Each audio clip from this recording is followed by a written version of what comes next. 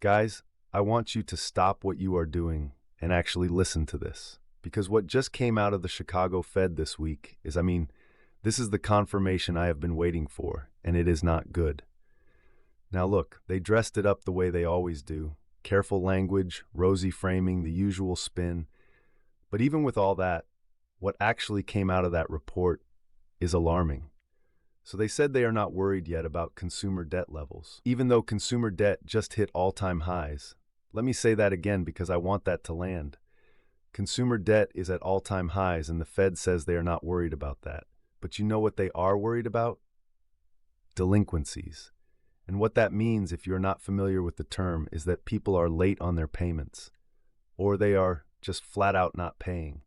Auto loans, credit card bills, rent, student loans, the whole list. People are not paying, guys. That is literally what the data says. And it is not just showing up in some Fed report either.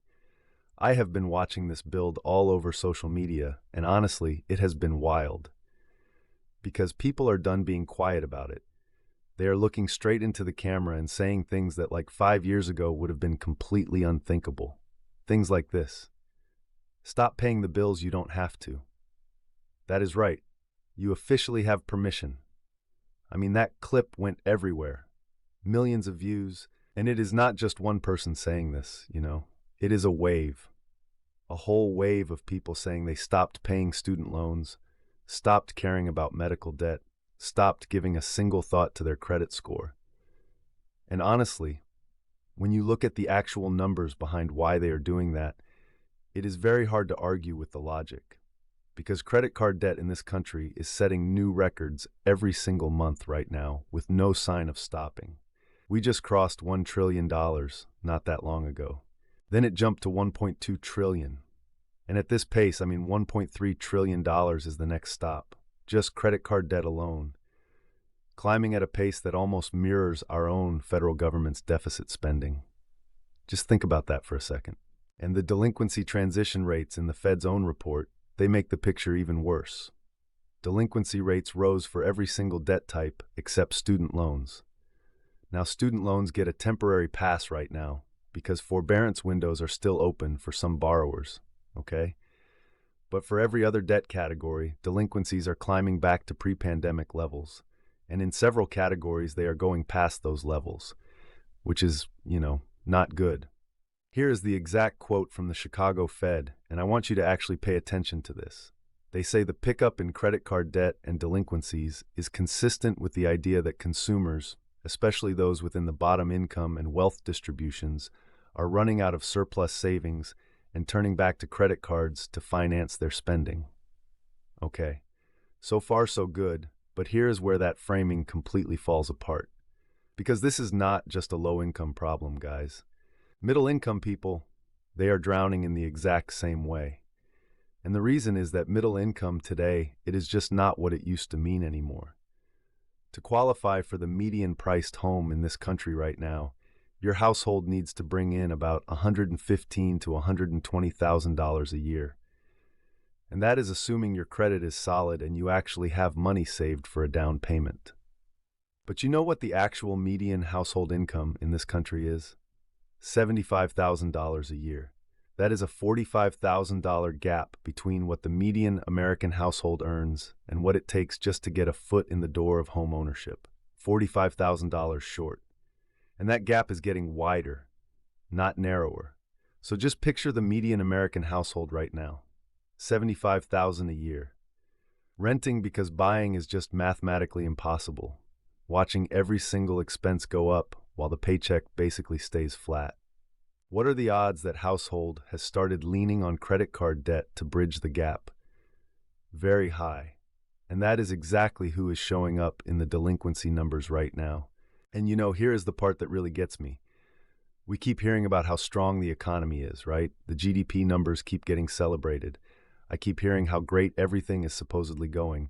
But 80% of GDP comes from consumer spending. 80%. And a massive chunk of that spending has not been funded by actual income. It has been funded by credit cards, 401k withdrawals, home equity lines of credit, every single form of borrowing that people could get their hands on. So what officials are actually celebrating when they cheer a strong GDP print is, they are celebrating the speed at which Americans are going broke because people are spending money they do not have, which pushes GDP up.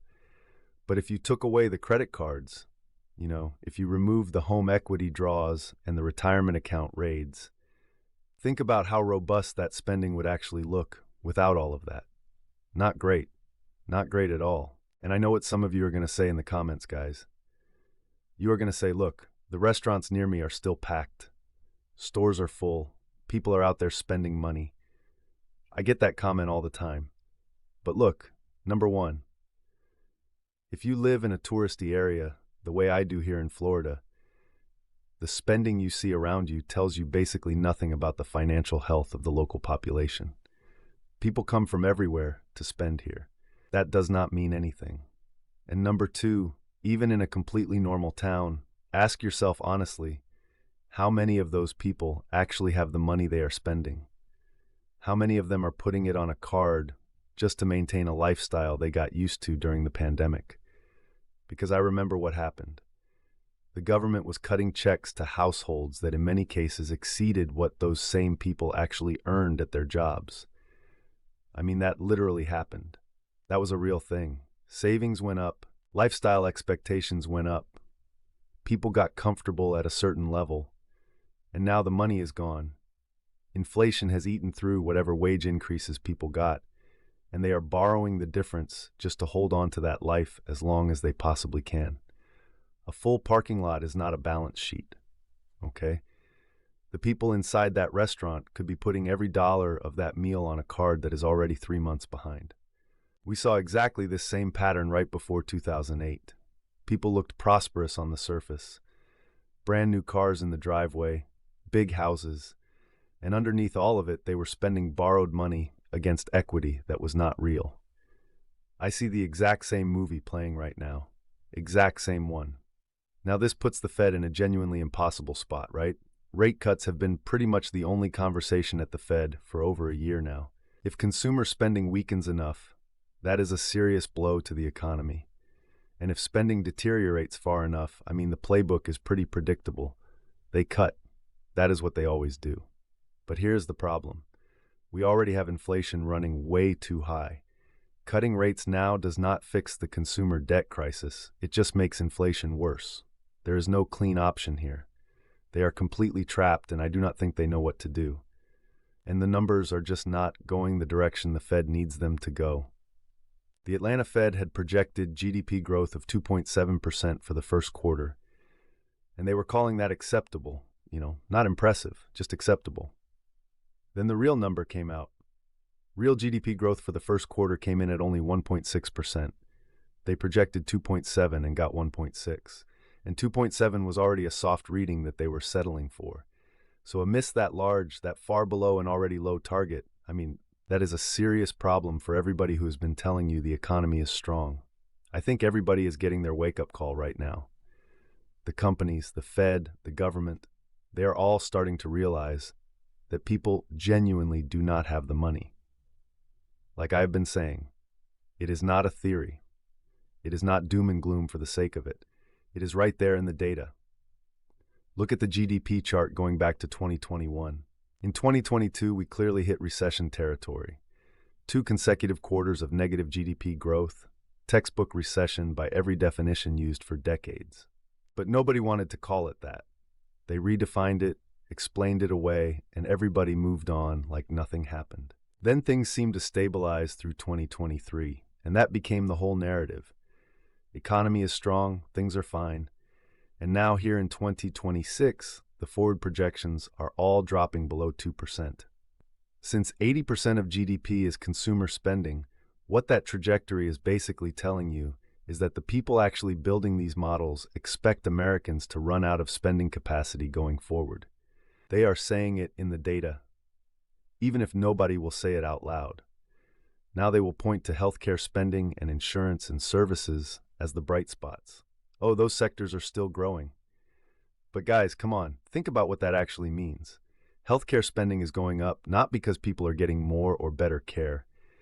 It is going up because the cost of the exact same care has absolutely exploded. I mean, my own premiums went through the roof this year, and I am, a young, healthy person who basically never uses the insurance. Annual checkup, blood work, that is it. The cost went up. Nothing changed in terms of what I actually get. That is just inflation showing up in the GDP numbers, dressed up as growth. Same thing that happened with fast food, right? Higher revenue does not mean more meals sold. It means the same meals cost more. Same dynamic. Meanwhile, the real slowdown is showing up in the things that actually matter in daily life. Cars and gasoline, two things you cannot function without in most of this country, both showing declining demand. Business inventory levels are falling because companies just do not see the point in stocking up when sales are slowing down. International trade contracting. New purchase orders fell for the first time in 6 months. And the GDP report also confirmed something else I have been saying. Inflation is not going away.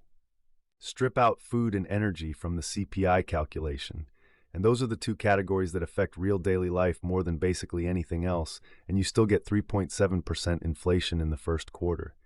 The expectation was 3.4%. So GDP came in lower than expected at the exact same time inflation came in higher than expected, both going the wrong direction simultaneously. I want somebody to explain to me how that is the sign of a strong economy, because I genuinely do not see it. The latest S&P Business Survey made it even clearer. Businesses reported a decline in new orders for the first time since the pandemic started. Employment contracted. High rates and stubborn inflation have chewed into consumer demand enough that companies are actively pulling back now, not just slowing growth, actually pulling back. And the U.S. manufacturing index dropped to 49.9. Historically, anything under 50 on that index has preceded economic contraction. And the rate at which companies cut payroll in that survey period, it was the fastest pace recorded since the global financial crisis of 2008. Not since some mild slowdown, since 2008. That is the number I want people to actually sit with. Now here is something I think a lot of people really underestimate about how rate hikes work. The Fed started raising rates at the start of 2022, and for most of 2023, things looked okay on the surface, and I kept hearing people say, the economy absorbed it fine. But that is just not how it works. Higher rates do not land all at once like a hammer. They grind through the system slowly. They compress business margins a little more every quarter. They make every variable rate payment slightly more expensive every single month. The longer rates stay elevated, the more accumulated damage builds underneath the surface, and that damage is now finally breaking through. I honestly think we are just starting to see how deep it actually goes. One of the most reliable recession predictors we have is now 18 months into its warning signal. The yield curve inversion, specifically the 2-year and 10-year Treasury yield relationship. This thing has predicted every single recession going back to 1955, not most of them, every one, without a single exception. We have been inverted since November 2022. Historically, a full recession surfaces within 28 months of the inversion starting. We are 18 months in. That leaves about 10 months by historical averages. And honestly, looking at the pace things are moving right now, I think it could arrive faster than that. You can also see what the bond market actually thinks by watching the 10-year Treasury yield. It is spiking right now, and it is spiking because the people buying these things are pricing in what the Fed refuses to say, plainly. Inflation is not going down, so they need a return that actually justifies holding that paper. The bond market is not buying the strong economy story, even if the press releases keep selling it. Now, I want to address the stock market thing because I get pushback on this all the time in the comments. The U.S. is technically in a 15-year secular bull market, longest in American financial history. And people point to that and say, see, everything is fine, new bull run starting, fundamentals are great. Come on, guys. Come on. The only reason this is the longest bull market in history is because it is not a real one. It was held up by the stimulus after 2008, zero interest rates for way longer than they should have been, and then a second and far larger injection of trillions of pandemic dollars starting in 2020. Take both of those off the table, and this bull market ends years ago. It is not a record of economic achievement. It is a record of how much money had to be created to prevent the market from doing what the fundamentals were saying it should do. And I still see people in the comments saying this time is different, new expansion, blah, blah, blah. Come on. By every historical measure, we have 10 months or less before the official start of the next recession. Less than a year. Guaranteed by historical standards to be in recession by this time next year, even if you do not believe we are already in one right now. We saw all this surface-level prosperity before 2008, too. People looked like they were doing great. Brand new cars, spending everywhere you looked. And underneath all of it, borrowed money against equity that was not real. I see the exact same dynamics playing out right now. Same surface, same cracks underneath. And, same type of people telling me in the comments that everything is fine and I am just being negative. I heard that in 2006 too. And look at what this environment is actually doing to individual companies. Ford just reported they lost $1.3 billion on electric vehicles in a single quarter, before interest and taxes. Their EV revenue collapsed 84% down to roughly $100 million. They sold 10,000 EVs in the first quarter, down 20% from the same period a year earlier. And guys, the average loss Ford is taking on every single electric vehicle they sell right now is $40,525 per car. I mean, can you imagine that? They are losing more than 40 grand on every single unit that rolls off the lot. How is that a sustainable business model? How does a company like Ford keep operating like that? It cannot. If they stay on this path, they are going to eventually go bust. That is just math. Ford says the next generation of EVs will get them to profitability. Okay, how exactly do you turn a $40,000 per unit loss into a profit? What are you building these things out of? I mean, they are already half plastic as it is. And even the one company in this space that everybody treated as basically untouchable is now showing real damage. Tesla just reported that earnings dropped 48% in the first quarter. Revenue fell another 9%. That is Tesla's biggest revenue drop since the start of the pandemic. The price war Tesla started to grab market share has compressed margins so badly that even the market leader is getting hurt by it. Even Tesla, a company a lot of people in my comments insist is recession-proof, feeling it now. That tells you something important about where this economy actually is right now. So be ready, guys. The 10-month window is what the historical data gives us. Get ready now, because the recession is not just coming in the indicators. It is already in people's actual bank accounts right now. The only question is when you personally feel it and by how much. And I genuinely cannot predict that for any individual household. What I can tell you is that being prepared right now makes an enormous difference later. And here's what I want people to understand about what is actually happening on the ground. These people saying they are done paying their bills, they are not irresponsible. They are not reckless. They are people who ran the numbers on their own situation, and the numbers just do not work. I get paid tonight and I will be broke tomorrow morning. That is what people are saying out loud. Get paid, cover what they can, and it is gone instantly. So they are making practical decisions. Pay the medical bill $5 at a time so it does not go to collections. Student loans do not officially default until 270 days in, so pay every 200 days and not the full amount. Stop paying anything extra that is not going to immediately hurt you, and put whatever you can scrape together into some kind of emergency fund.